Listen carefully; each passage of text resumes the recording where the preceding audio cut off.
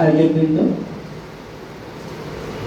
আমাদের প্রধান অতিথি মাননীয় অধ্যাপক ডক্টর মোহাম্মদ আবুল কালাম সরকার স্যার, আমাদের বিভাগের সিনিয়র শিক্ষক অধ্যাপক ডক্টর জাফর আহমদ ভূঁইয়া এবং পরিচিত ছাত্রছাত্রীবৃন্দ। জুলাই যখন হয়েছিল,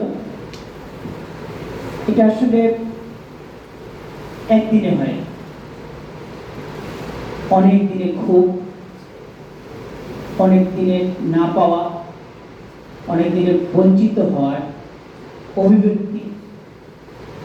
এটা মানুষের মনের ভিতরে যে থাকা যে আগুন, সেটা মনকে ধাউদা করে জ্বলে উঠেছে।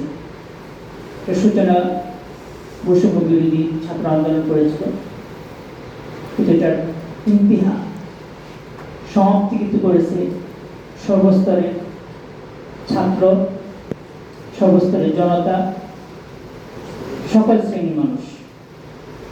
কিছু বুদ্ধি প্রতিবন্ধী ছাড়া, সবাই এটাকে সাপোর্ট করেছে। আর দুঃখ লাগে, এই 2 বছর পার হয়ে যাওয়ার পরেও সেই বুদ্ধি প্রতিবন্ধী যারা আছে তারা এখনো মনে করে যে আমাদের খুনি এখনো আসবে, এখনো মনে করে যে আমরা এখনো সেই আগের মতো তাপিয়ে বেড়াবো, এখনো মনে করে যে সেই আগের মতো আমরা শোষণ করব, আগের মতো উল্টাপাল্টা করব। আল্লাহ তাআলার ইচ্ছাই এই পরিবর্তন হয়েছে। সাধারণ মানুষ উসিলা, ছাত্ররা উসিলা।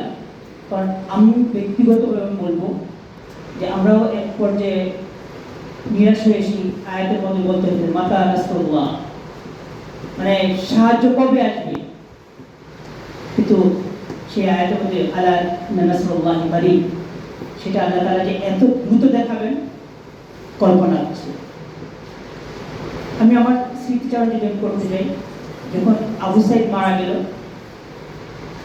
এর আগে আমরা ছাত্রদেরকে কিন্তু সাপোর্ট করতে যেও করতাম না। অনেকে বলতে স্যার আপনারা আসেন, বলতাম যে দেখো আমরা যদি আসি তাহলে বলবো এটা জামাত, তারপরে এটা বিএনপির প্রোগ্রাম, এরা বিএনপির পক্ষে কাজ করতেছে, সুতরাং দমন কর। এই জন্য আমরা চুপ থেকেছি, সমর্থন দিয়েছি কিন্তু চুপ থেকেছি। যখন আবু সাইদকে হত্যা করা হলো, শহীদ করে দেওয়া হলো, তখন মনে হলো যে আমাদের সন্তান মারা যাবে আর আমরা চুপ করে থাকবো, সেটা হতে পারে না। তখন মাঠে নেমেছি এবং একটা ভয় ছিল, আমরা যেহেতু চাকরিজীবী, যে আমি যদি এই আন্দোলনে জড়িত হই তাহলে আমার চাকরি চলে যেতে পারে, আমাকে জেলে দিতে পারে, আমাকেও আয়না ঘরে দিতে পারে। তো সব কিছুর উপরে উঠে আমাকে মনে হলো যে হোক, আমার সন্তানরা নির্যাতিত হচ্ছে, আমার সন্তানরা শহীদ হচ্ছে, আমি এখানে চুপ করে থাকতে পারি না। তখন নেমে এসেছি। আরেকটা স্মৃতির কথা বলবো, যেটা আমাদের স্যার অনেক স্মৃতির কথা বলেছে। যখন 17 তারিখ হঠাৎ করে ইউনিভার্সিটি বন্ধ করে দেওয়া হলো, কিছু ছাত্র বাড়ি যেতে পেরেছে, আর কিছু ছাত্র মনে করেছিল হয়তো যেতে হবে না। যখন পুলিশ সব কিছু ঘেরাও করে ফেললো, তখন সন্ধ্যার দিকে মনে হলো যে না, যেতেই হবে, সব খালি করে ফেলছিল। তখন কয়েকজন ছাত্র আমার বাসায় আশ্রয় নিয়েছে এবং এমন পরিস্থিতি ছিল যে আমার বাসায় ছাত্র আশ্রয় নিয়েছে, এই কথাটা যদি আমি বলি তাহলে আমাকেও মনে হয় ঝামেলা করতে পারে। আমার বাসায় লাইট নিভিয়ে দিয়ে সবসময় রাখতে হয়েছে ওদেরকে, এবং 1 সপ্তাহের উপরে ছিল ওরা। কারণ এরপরে জানে যে কারফিউ শুরু হয়ে গেছিলো, এবং বাসে যদি কেউ উঠতে যেত, ছাত্র হলে তাকে অ্যারেস্ট করে নিয়ে যাওয়া হতো, যার জন্য ভয়ে সে যেতে পারেনি। মানে অনেক কষ্ট করে আমরা তাকে রেখেছি। তখন মনে হয়েছে যে 71 সালে যারা মুক্তিযুদ্ধ করতো, যারা আশ্রয় দিত, তাদের কত আশ্রয় দিত, যারা তাদের অনেক টেনশন থাকতে হতো, যারা আশ্রয় নিত তাদের অনেক টেনশন থাকতে হতো। আমরা 71 দেখিনি, 24 দেখেছি।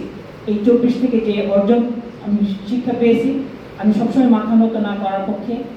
আমি ইনশাল্লাহ এই 24কে ধারণ করে, যদি এর চেয়ে আরও খারাপ পরিস্থিতি আসেও, তারপর আমি 24কে ধারণ করব। 24 মানে মাথা নত না করা। আল্লাহ তাআলা আমাদেরকে মাথা নত না করে আল্লাহ তাআলার কাছে মাথা নত করে চলার তৌফিক দান করুন। ওয়া মা তাওফীক ইল্লা বিল্লাহ। আসসালামু আলাইকুম ওয়া রাহমাতুল্লাহি ওয়া বারাকাতুহু।